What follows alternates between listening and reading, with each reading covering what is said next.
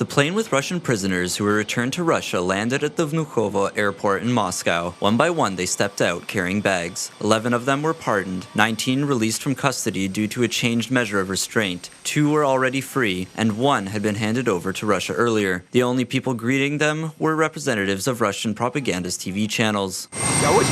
All the familiar faces. I haven't felt this good in a long time. I could probably talk a lot and for a long time, but not now. It's hard to talk.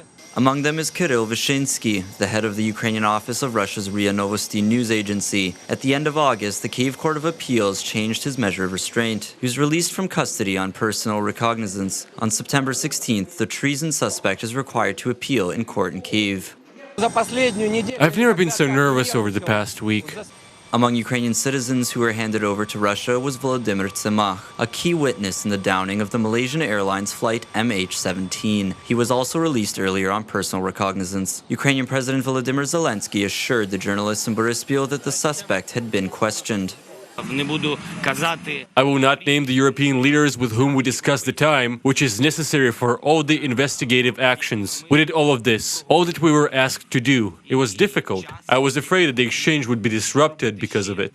Among those whom Ukraine handed over, 12 are Russians, 1 person has dual citizenship, and the others have Ukrainian passports. The prisoners include Russian militants, servicemen, and intelligence officers who were detained in Ukraine for espionage, and 1 participant of the clashes between Euromaidan protesters and pro-Russian demonstrators which took place in Odessa on May 2, 2014.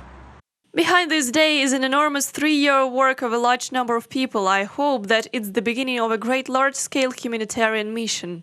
On the plane were also Maxim Odintsov and Alexander Baranov, former Ukrainian soldiers who defected to the Russian side in 2014. Alexander Satarov also, a former member of the Berkut Special Police Force, which attacked protesters during the Euromaidan revolution and participant of Russian aggression in Crimea. It's a very important step. It's necessary to support this determination to solve problems as much as possible. Moscow also demanded the release of Ruslan Gadzhiev, a Russian tanker who took part in the Battle of Debaltseve. However, he was removed from the exchange list. He may be handed over during the next swap. 110 illegally detained Ukrainians remain in Russian prisons and occupied Crimea. Reported by Yulia Bushko, UATV.